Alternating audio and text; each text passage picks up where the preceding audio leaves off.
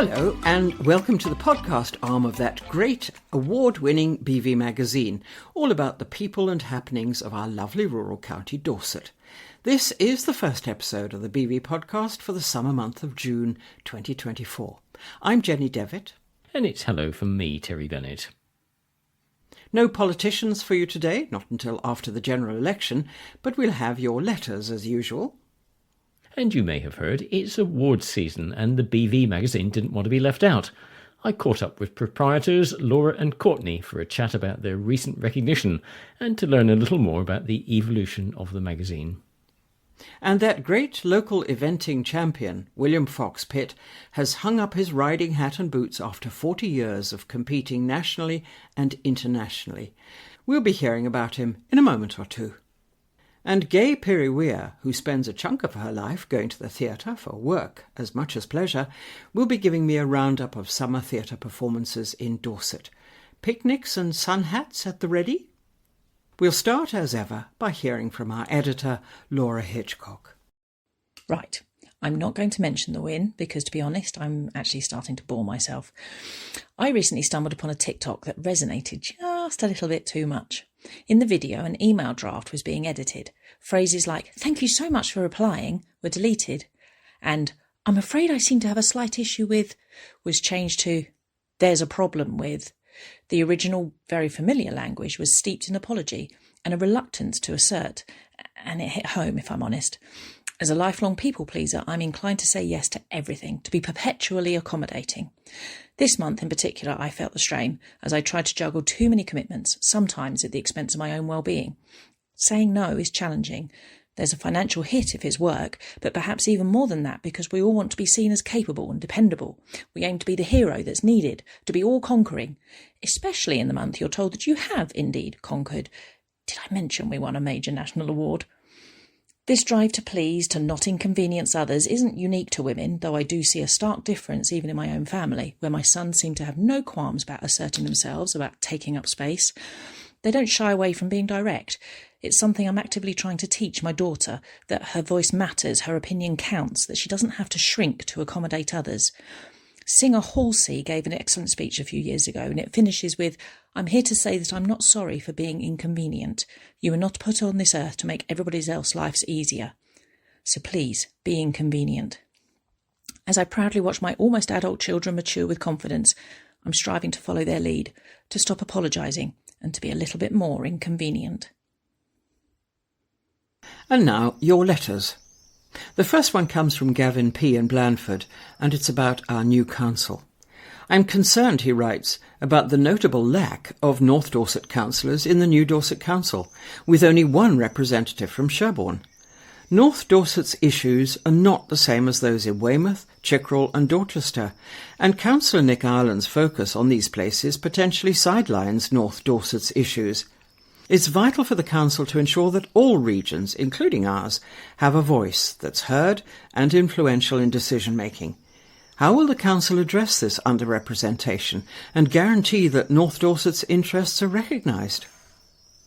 Brian Green of Verwood writes on the tourist's view. The recent letter from a visitor highlighting their concerns about sheep worrying in Dorset captured an outsider's perspective that many of us might overlook. The tourist's suggestion of a culture of accountability is a good one. Can more stringent measures to enforce dog control, such as mandatory leashing in rural areas or near livestock, be enforced on a local level, much like dogs on beaches are? Shirley Fuchs from Sherborne writes about no singing from the tower. "It was very sad to see that, yet again, the choir of Sherborne Abbey did not sing from the Abbey Tower on Ascension Day morning. For the past few years, this ancient tradition has just been dropped, with seemingly no concern. I wonder what the reasoning for this is. I presume it can't be health and safety, as it would apply to the other churches. Magdalen Oxford and St John's Cambridge, together with many other churches, manage it. So what's happened to Sherborne Abbey? Soon all these ancient traditions will be gone forever, as those of us who witness and remember will pass on, and incomers will have no idea just how much of Sherborne has been discarded, cancelled or changed at a whim. Bring in the new, but please don't destroy our ancient heritage. There is room for all." Next, a thank you from Carol Porter of Lye. We would like to extend our sincere thanks to the gentleman who came to our rescue on Bank Holiday Monday at the Sherborne County Show. We had followed instructions to park on the field opposite Castle Gardens, and we ended up on a steep incline. Upon our return, we were unable to move the car due to the wet, slippery conditions. A gentleman with his Land Rover and winch managed to get us moving. All we know is his wife was showing sheep at the show. The young lady parked next to us with her family was also in the same position, requiring help. There was yet another family who, having pushed their car out of a difficult situation, offered to push our car. Surely the organisers of the car parking should factor in their risk assessment contingencies, such as having a vehicle on standby to help tow cars stuck in the field, rather than rely on the kindness of strangers. And the final letter comes from SD in Shaftesbury, and it's about passing horses. Ah, it's that blissful time of the year again, when our serene lanes are suddenly bustling with tourists. I lied. It's not just the tourists that are the problem, who, bless their hearts, seem to treat passing horses as some kind of advanced driving test they weren't prepared for. Yes, we all share the road, but that doesn't mean our equine friends are ready to dodge cars like they're in a game of Frogger. Most drivers know the mantra, pass wide and slow. Of course, knowing isn't the same as doing. I know I should eat broccoli, but here we are. And here's a bonus fun tip. Please don't start slowing down when you're so far back that my horse starts wondering if you're bringing the post. The longer you take creeping up, the more my horse ponders his life choices and the twitchier he gets. Also, remember, a startled horse doesn't just stop. It bolts sideways faster than you can say, "Was that a squirrel?" They're more likely to take a fear-induced leap towards the road than away from it. So while you might think giving us a friendly honk to say hello is a nice gesture, it's actually more like announcing the apocalypse to my horse. Fret not. We already know you're there, thanks to our lack of a metal fortress around us. And for those feeling extra generous, why not add "no revving your engine to impress us" to the list of no thank yous? Frankly, my horse is unimpressed by your horsepower. Let's keep the roads safe and the local wildlife, and yes, that includes horses, calm. William Fox-Pitt bids a quiet farewell to five-star eventing. Sally Cooper talked to him about his plans for training and breeding and some family time. No fuss, no pomp, just a casual announcement on Sunday the 12th of May at the end of the BBC badminton eventing coverage, surrounded by his children. Yes, that's it. And so, with no fanfare and in his own typically quiet, unassuming style, William Fox-Pitt, the great equestrian from our own county, has retired from five-star eventing in his 40th year of competing, aged 55. At the May 2024 badminton, as he rode the most amazing cross-country on the mare Grafennacht, the question on everyone's lips was if, as had quietly been rumoured, it really was to be the end. Was he to get his dream swan song? A parent, not a trainer. William's career started in the 1980s. He has been so successful that it's hard to provide a snapshot without writing a book. William has been British number one many times and was the first British rider to become world number one. He has won 20 major championship medals and represented Great Britain at 5 Olympic Games, winning 2 team silver medals and 1 team bronze. He's the only rider to have achieved 5 of the 6 five-star 3-day events worldwide. William was awarded the MBE in the Queen's 2019 birthday honours for services to the equestrian world. I met William to have a chat about his plans for the next stage of his career. He has a state-of-the-art eventing training yard near Sturminster Newton, where he lives with his wife Alice Plunkett, one of ITV's BAFTA-winning racing team, and their 4 children, Oliver, Thomas, Chloe and Emily. The family is happily ensconced in Dorset life. William can often be seen driving his children and their ponies around and supporting Portman Pony Club and the school show jumping events. How many pony clubs and schools can say that their children are coached and encouraged by a 5-star Olympian? And yet he accepts no formality or ceremony and teaches with his trademark quiet persuasion and enthusiasm. I enjoy my involvement with the young people, but as a parent, not as a trainer. Retirement from 5-star allows me to attend their events more often. Next weekend we're off to Goodwood, pony racing. Many moons ago, when my own children were members, I remember the pony club being invited to the Fox-Pitt eventing yard to have a look around.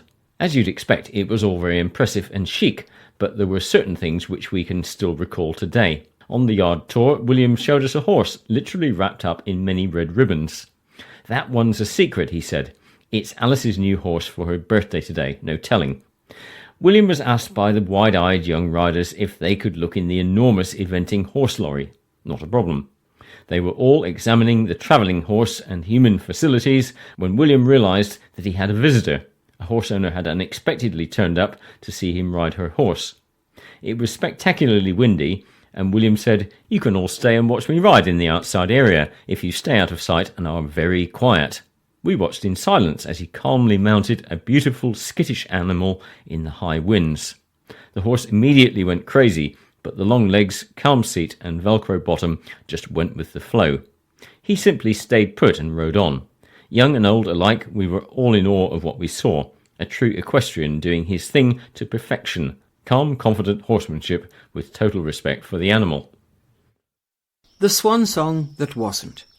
William survived a major riding accident in France in 2015 when he suffered a life-threatening head injury during a cross-country fall at the 2015 FEI World Breeding Eventing Championships for young horses. He was placed in a medically induced coma for 2 weeks and had to learn to walk and talk again. The fall threatened to end his career, but despite lingering vision problems and memory issues, he miraculously returned to competing and even went on to ride in the 2016 Rio Olympics. Unfortunately, this year's badminton dream finale was not to be. While the pair were in second place after that fabulous cross-country, they had 6 down in the show jumping and dropped to 13th position. William was typically self-effacing. "The mare will definitely return, but with younger bones on her back," he said.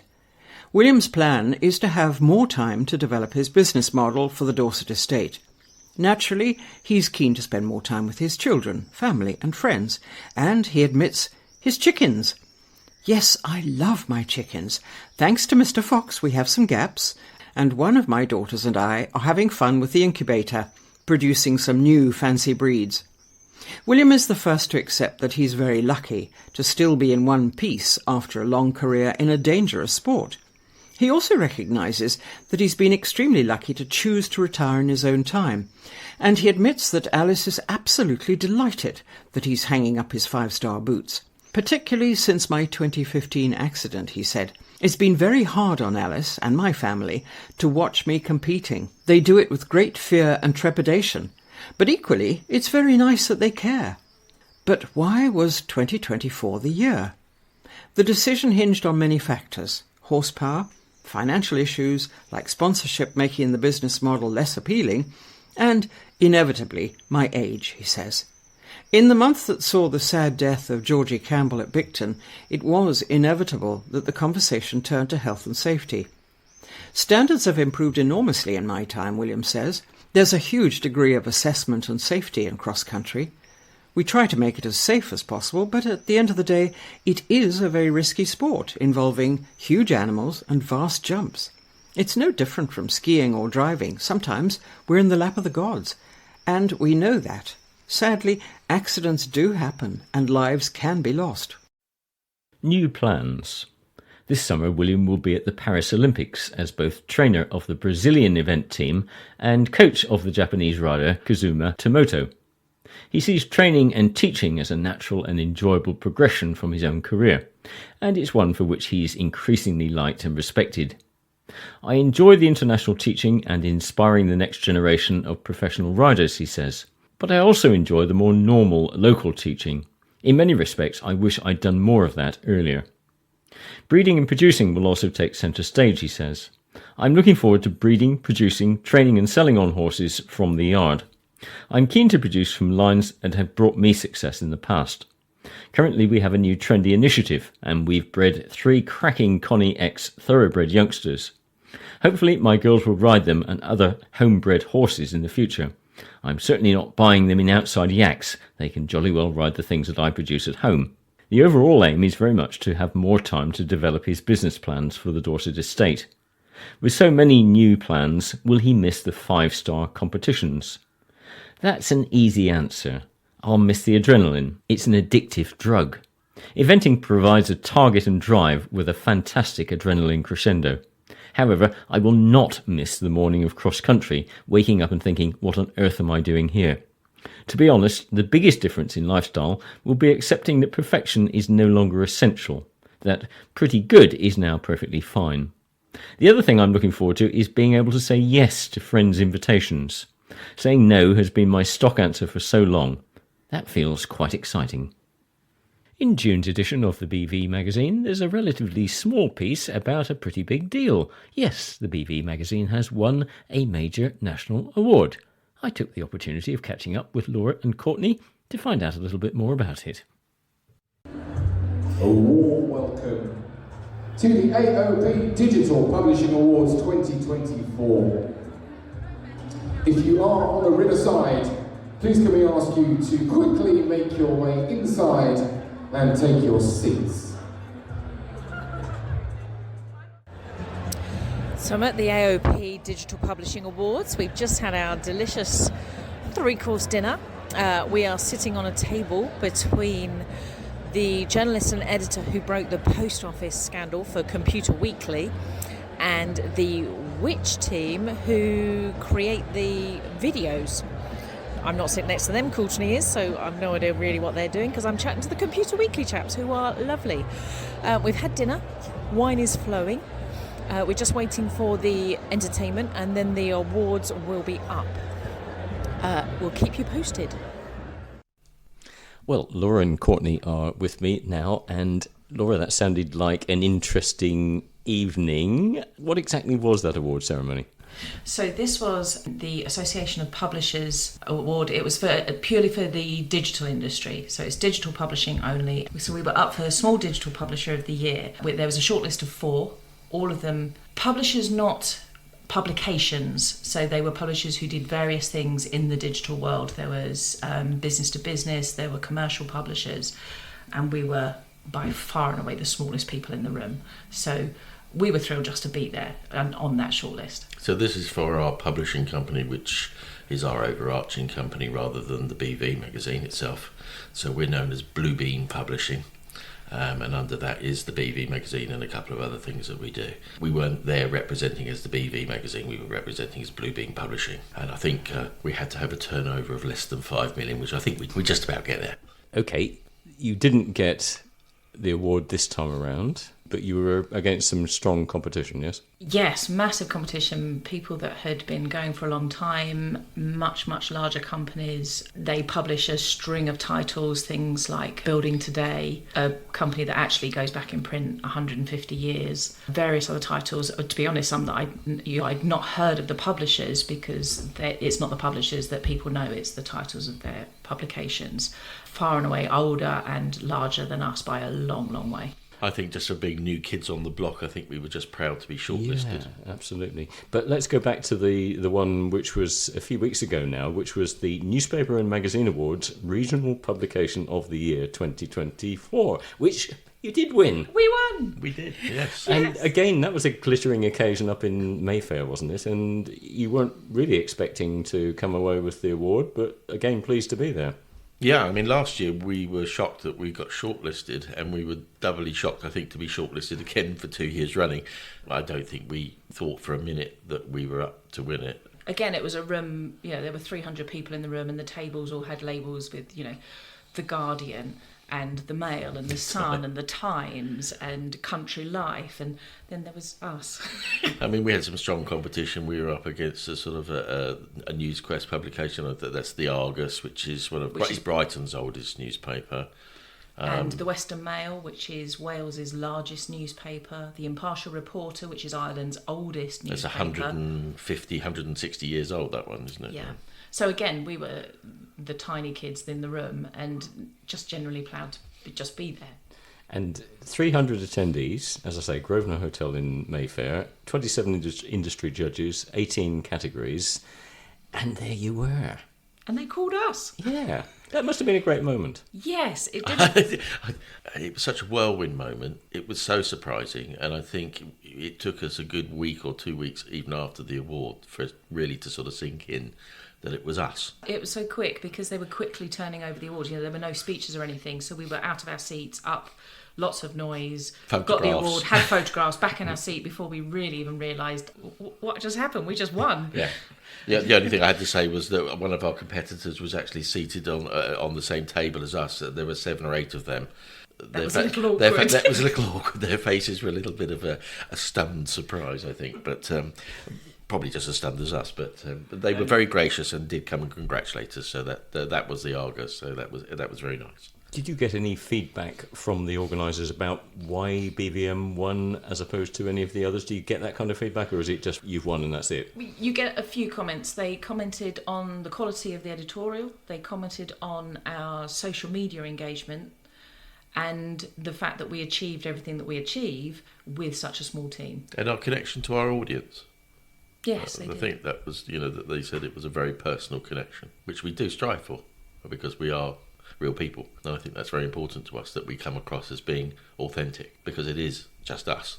So when you talk to us, it is us that you're talking to, so it is real people, and we're not just a sort of a voiceless conglomerate. Well, it's a huge thing to win something like that. Can we just go back a little bit and explore the history of the BV magazine, the online magazine?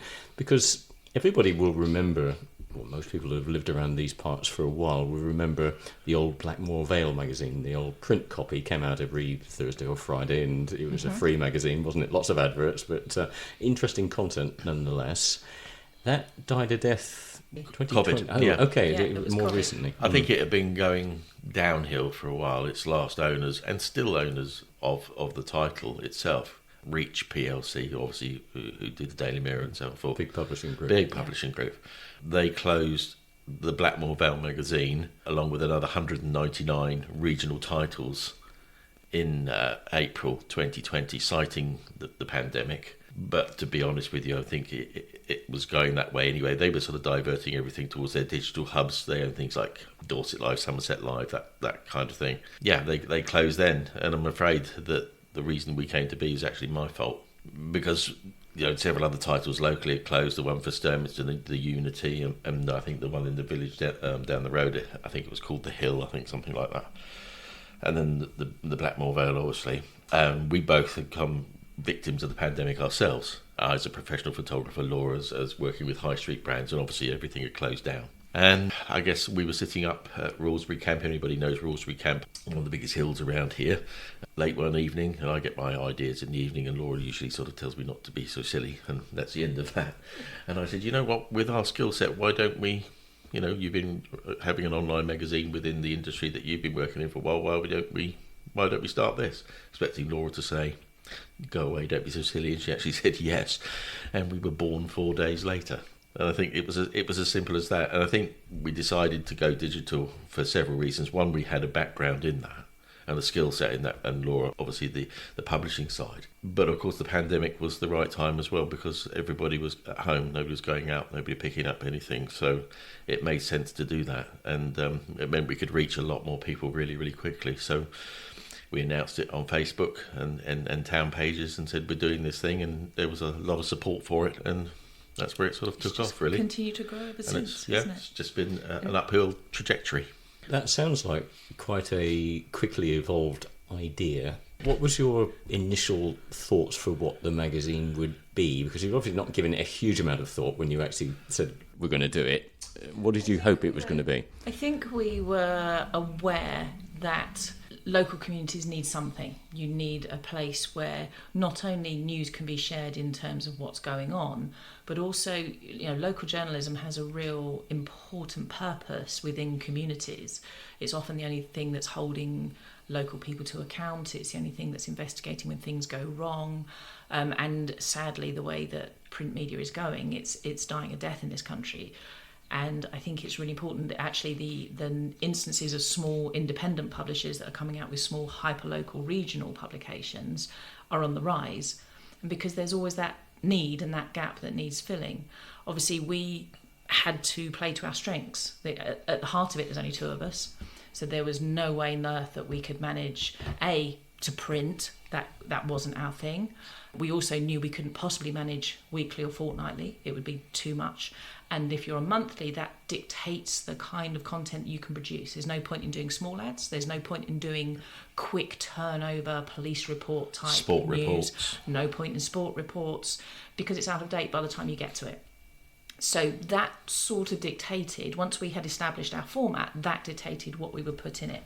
And because we're purely digital, we can play with the look to our heart's content. So with Courtney's photographic background, we were very keen on having a very visual magazine. Obviously being digital as well, you need something that looks beautiful, filled with high quality photography. And we just wanted it to be the best that we could produce, make sure the best people were writing the articles, that the journalism was good, that it was a byword for being trusted and being of quality. Yeah. But I think you're right. I think when we started, we didn't know exactly what we were going to be, whether we were going to be a copy of the original format or something completely new. It became apparent fairly quickly that we couldn't be what had gone before, and we needed to evolve. And because, as Laura rightly said, things that were not going to play out in a monthly magazine the same as a weekly, it meant that we could concentrate on more in-depth reporting and more in-depth articles. So it meant we could really sort of get to the nitty-gritty. And we have the freedom as an independent publisher to be able to get into the stories in the way that we want to, rather than being led by, the powers that be above us. It means that we have that freedom press, and we can be honest in what we do. And we're very, very particular in making sure that everything that we do is on point, that we only tell the truth, we only tell the story the way it is, and we get all sides of the story. We remain apolitical, but we're very strong in everything that we do. And I have to say at this moment that, obviously Laura and I don't have journalism backgrounds. Laura's a very good writer, but neither of us had the journalism, and we have to say a huge, huge thank you to a huge raft of people that came on board straight away, saw what we were trying to do, and believed in us to give their time, many of them completely for free, and who backed us from day one. They say all journalists never die, and it's very true that a lot of our wonderful people that work with us and for us are in that category of retired reporters and journalists and things like that, and they're wonderful, and the guidance that they've given us from day one has been invaluable. And I think without them we wouldn't be where we are. We certainly wouldn't have won that award. I mean, yes, we do put our heart and soul in it, but we've got to where we have from the advice and the care that has been given to us, freely given to us, and the trust that's been put in us to take this to where it is now. So we have to say a huge thank you to all those involved, and they know who they are. I don't want to name them all individually. They are all wonderful, and we couldn't have done it without them. I was going to ask you, you sort of answered it. It's one thing having a wonderful idea laying under the stars one evening on a hill.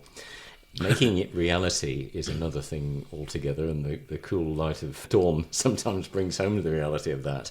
But what were the challenges of getting from that concept, that idea that you had, to where you are now then? What's been the major hurdles? I think getting people to believe in us. Yeah, I think the nuts and bolts of producing it weren't that hard. Everybody has a story to tell. There's a lot of stories going on. We knew our region. We live here. We raised our families here. We've worked here.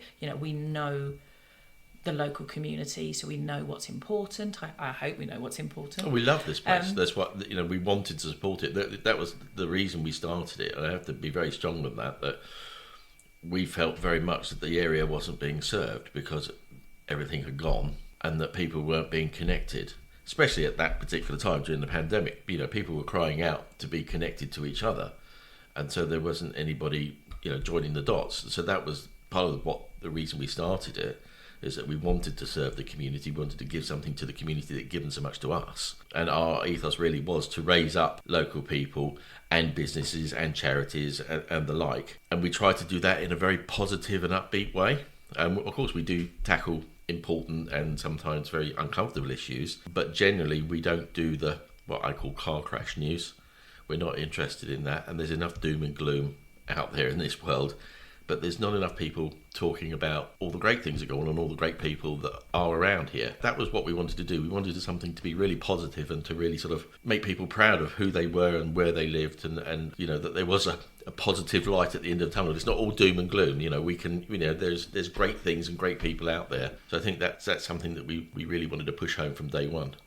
But in terms of what was difficult, like I say, the actual nuts and bolts of laying it out and collating the content, it was a learning process, but it was a very clear learning process. The more nebulous difficulty was having what is an older community, a very traditional community, trust something that's purely digital. I can't tell you how many times every week we hear, oh, but I prefer, you know, we just like it in print, or if only you printed. But they'll tell us this while they're online. They'll tell us it online because they're already there and thousands of people are reading us. But that was probably the biggest issue. And we knew that right from the start, didn't we? We said that would be the biggest issue, is having people trust that something that's purely digital. I think the upside to that at that time was that we were, I think, and although it sounds a little crazy to say, the pandemic actually did us a favour because people were concentrated online. And I think without that, it may have been an even harder job. So we did have almost like a captive audience, which really, really helped, obviously, at that stage. But now, I think 4 years later, 4 years, I can't believe that, it's with 2 publications of 4 years. You know, I noticed somebody on Instagram the other day who hadn't actually tagged us in, but had shown a page from the publication to their friends and colleagues in their industry, and it was actually about them, and said, oh, look, me in our local. And I thought that was fabulous. We are the local, which is great. We've made it, you know, somebody's actually calling us the local, which, okay, that sounds like a small thing, but actually, no, it's not. It's great for people to think of us as their local. Probably the pinnacle. I think it's probably more than the award itself. For people to feel that we're part of that establishment, we're part of people's everyday life. People turn to us and they trust us and they believe in us and they read us and they like us. That's all we could ask for. Equally, from the letters that we see coming in from readers, you're not just local, are you? People read it all over the place. The heart of the readership is, well, Dorset Council area. We don't concentrate on the coastal area. They're very well served by their own local media. Although we do cover things from there. Obviously, you know, if there are events on, you know, people from Shaftesbury will travel to Bournemouth for something. So we don't ignore them, but our heart is the Dorset Council area. But obviously we tip over the borders, Wiltshire, Somerset, Hampshire. But also we have, I think, about 10% of our readers are London. And we have at least 2 readers in over 152 countries around the world, which is it's one of those really strange things. And people say, well, how do you know that? Well, obviously, being digital, there's what they call like a heat map, and we can actually see when people sort of, you know, are clicking on to read us. You know, I always say, oh, look, there's Mary in Peru. I mean, we don't know it's actually Mary in Peru, but there's actually somebody in Peru reading us. Or there's, you know, there's Australia's got a strong contingent, and there's a strong contingent in America, and so on and so forth. It's very strange, but we do get letters from far and wide saying how wonderful it is and that they're still connected with the community that they grew up in or that they were related to in some way or another. And it's fantastic. It is fantastic that we can bring Dorset to people wherever they are in the world, which you can't do with a piece of paper really very easily.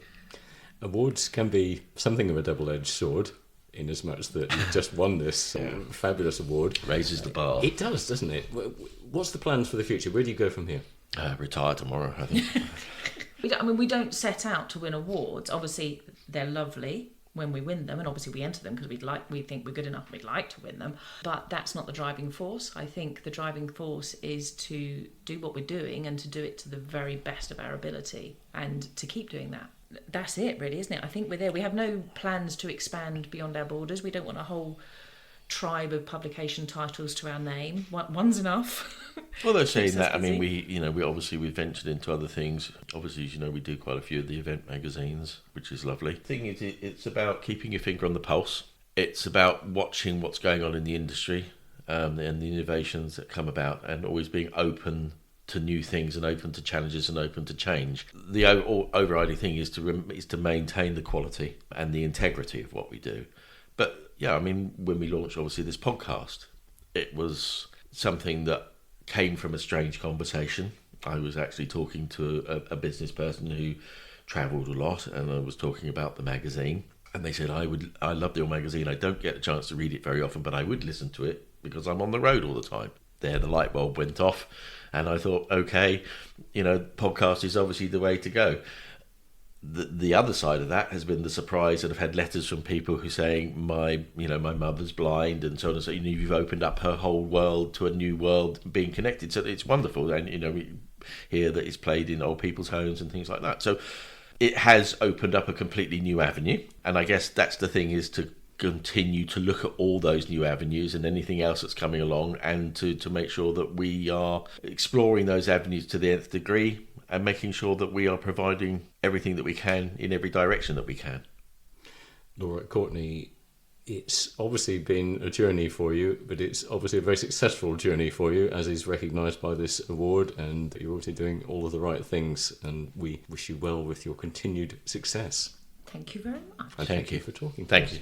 Now that summer weather seems finally to be with us, we might perhaps be thinking of treating ourselves to a trip to the theatre. Not one of those big indoor ones in a city, but out of doors here in Dorset. This is, of course, the time of year when touring theatre companies come visiting with a whole range of plays to delight us, from Shakespeare, always popular, to Sherlock Holmes, to The Beauty and the Beast, that's to name just a few. Gay Pirrie-Weir has got a handle on what's on offer, and she ran through a few of the productions, recalling some memorable experiences, including a very recent event at Abbotsbury. Her cat had a few comments to make as well from time to time. It was so cold at Abbotsbury the other night. It was just unbelievable. We'd had a beautiful day. We had to drive down to Devon. We came back up along the coast and it was sunny and lovely. A little interjection from the cat. And it was really beautiful, and we sat there and it was freezing, and a woman went into her house, which was nearby, and brought all the blankets she could and handed them round to the audience, and we were sitting there with our teeth chattering. And I really don't suffer from cold hands, but it took me until Sunday for my hands to feel warm again. It was just ridiculous. But it has been, here we are, theoretically in summer. Midsummer Day coming, yeah. And it has not been great, has it? However, I am told we've got really nice warm weather coming, so perfect for sitting out in the evening. And what's your favourite place for an outdoor theatre? Goodness, there are lots. I do love Ecos at the Merlin in Frome, because it's a beautiful. There's a natural amphitheatre. No, it's not a natural amphitheatre. It's a man-made amphitheatre, immediately outside immediately next to the College Theatre. All the stones given by local quarries, and so they're very interesting. Lots of different things, and it's a great atmosphere when everybody's there. Obviously, down on the coast is amazingly beautiful when you're sitting out. So, if you have the sea as a backdrop. If you have the sea as a backdrop. Are there any places down there where that happens? Kimmeridge Bay, sometimes they do it. Obviously, the Minack in Cornwall, and so Miracle Theatre has done a lot there. It's a little bit outside the area, but Miracle, who's there at the moment, they will be touring Dorset, and there's a couple of places that they'll be. Corfe Castle is the most incredibly romantic and scary place. I've seen some Sherlock Holmeses there in my time, and so it does get very, very nerve-wracking as the light falls behind the ruins of the castle and strange noises happen. It's very atmospheric. Very atmospheric, so, yes. So any drama that's there doesn't need too much in the way of special effects. Then. That's right. And of course they have to reduce special effects as much as is possible, because, sorry about that, the cat is just romping round to the back of you. Right. Maybe I should shall I sit her in her room? No, she is the most beautiful cat, and I think we can tolerate her. Kate? She's now up on the desk. Yes. Amazing number of places as well, and National Trust and English Heritage Houses often host tours from the bigger companies, and as you were saying, opera in the open air as well from time to time, which is extremely taxing. Usually, the ones we used to see, it was a little tiny tent at the side, with the conductor and maybe 3 or 4 musicians, and he would always have to wear shiny white gloves so that everybody could see what he was doing, and it was very dependent on the wind. I think probably my very favourite place would be Brownsea Island. I did a couple of the first plays on Brownsea Island when it opened in 1964, so it should be celebrating a big anniversary this year, but they've had to take the two years out for the COVID. But that, to get on a boat on Poole Quay and go over to the island and walk up to the theatre and wait until the peacocks are strutting across the stage, which is always a magical moment. And they give special sound effects too, They don't they? absolutely, they absolutely do. There was a classic night when in one of the 12th nights, when Sir Toby Belch was walking across the stage following Sir Andrew Aguecheek, and immediately then was followed by a peacock, and he did the entire procession right the way across the stage. I don't recall Shakespeare putting that in the play. No, but it did add something special. I'm sure it did. It got some laughs. Absolutely. What about thinking of Shakespeare? Because for several years now, friends and I have gone to see the Lord Chamberlain's Men at Kingston Lacey. Mm-hmm.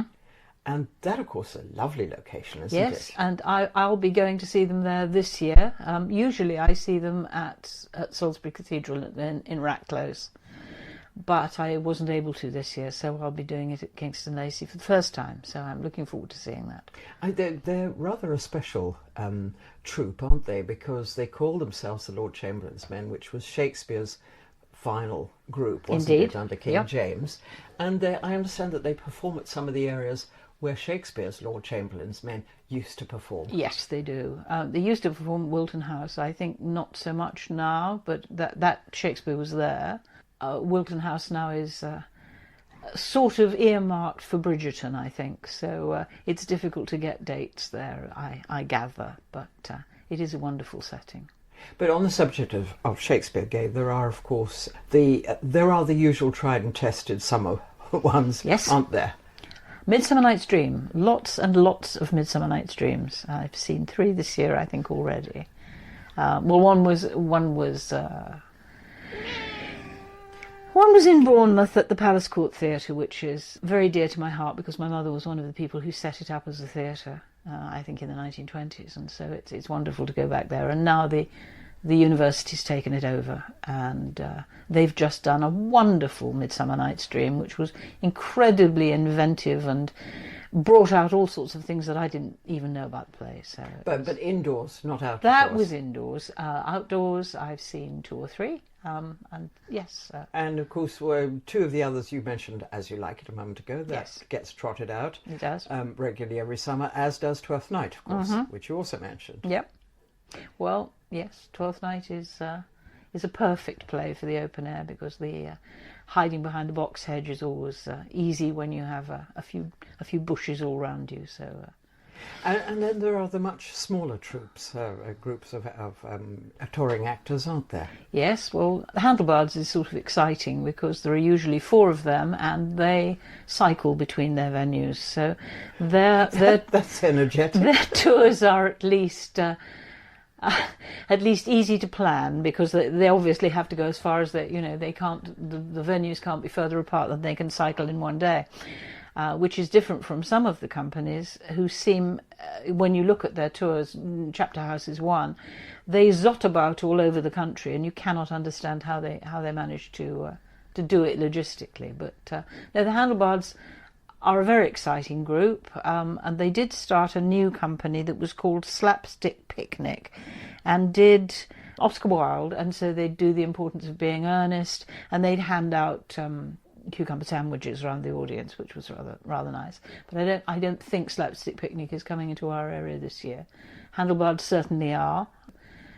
Because that's handlebars. Yes, handlebars. Not as opposed to handlebars. Bars, absolutely. And that can't be much fun if they have to cycle from one venue to another, and the weather is awful. Yes, and towing their props behind them in little carts. So there must be a bit of a sight if you come up behind them in your car. I think it probably is.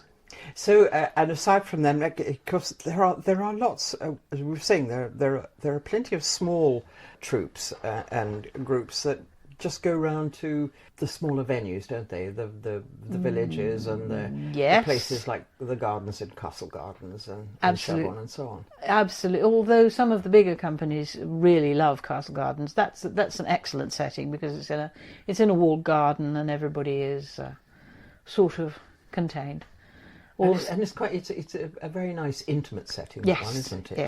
Yes. And of course, the other great thing that we should not forget about the great English summer outdoor theatre is the picnic. The picnic, absolutely. And the picnic has become more and more competitive as the years have gone on. Competitive? Absolutely. You see this, I've seen it in the last few years.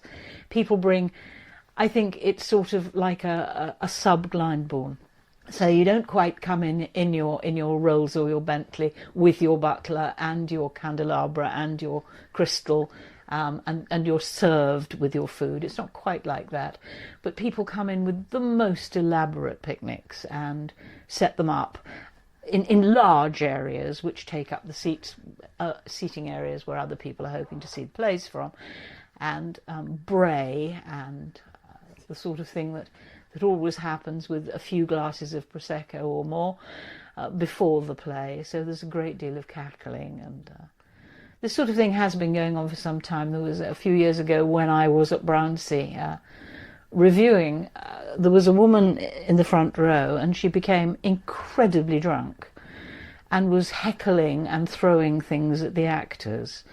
And really there wasn't much security on Brownsea. Nobody thought that it would be necessary. I think in London theatres now they have to have it. But this was a very embarrassing moment. And I remember my mother saying that it was a pity that Lady Bonham Christie, who used to own Brownsea Island, wasn't still around, because she was known for taking a double-barrel shotgun to anybody that she didn't appreciate being there. But I don't think health and safety would allow that these days. No, a security guard coming along saying, "Excuse me, ma'am," and just marching her off would have done the trick. But it was really very embarrassing, because she was throwing sausage rolls and things like that at the actors, and I don't imagine that sort of thing happens very often, does it? Hopefully not. I have only seen it the once, but yes. But no, Salisbury is a good place where I think Waitrose is thoroughly pillaged for excellent snacks and canapes that are brought out for eating. But it's a lovely. I mean, the picnic element of it makes it a lovely social occasion. It absolutely does. You know, you get there early, you can set up, eat your picnic, and then watch the play. And provided you've remembered to bring your winter jacket, your blankets, your hot water bottles, your waterproofs, all those things. But probably not your umbrella, because that block the view for other people. It does. There's a company called Rain or Shine, and I think that's probably the best name for a summer touring company, because they literally mean it. They will continue to perform no matter what the weather does, and we have sat there with rain just sort of hitting tables and leaping high into the air as we try and watch them. It's an extraordinary phenomenon, and it's something I think probably only the British would do. We had an Italian friend who we took to an open-air play a couple of years ago, and he was absolutely astounded that we could possibly sit in this incredibly cold thing, not being able to hear people. It was sort of shouting against the wind, but it was fine.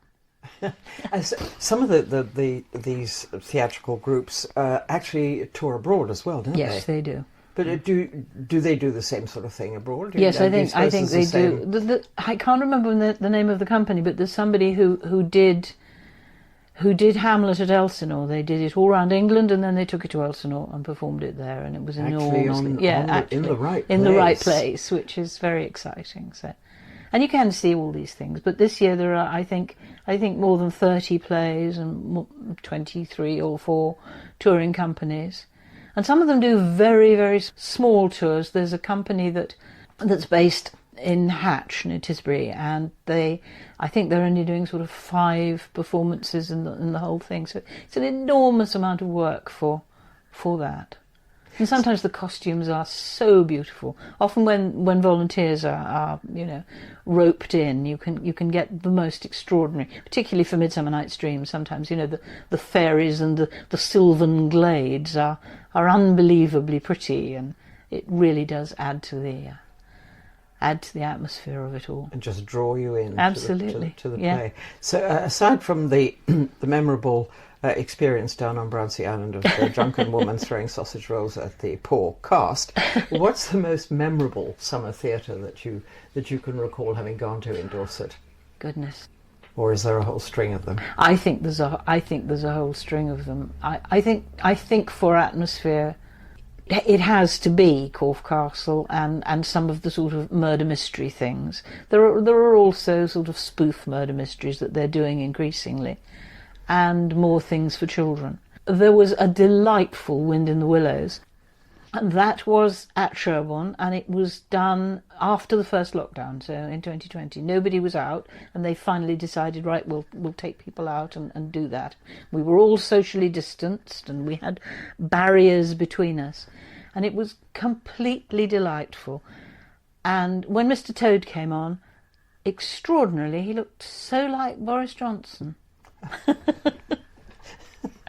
But you mean, despite that, he got a good reception, did he? He had an extraordinary reception.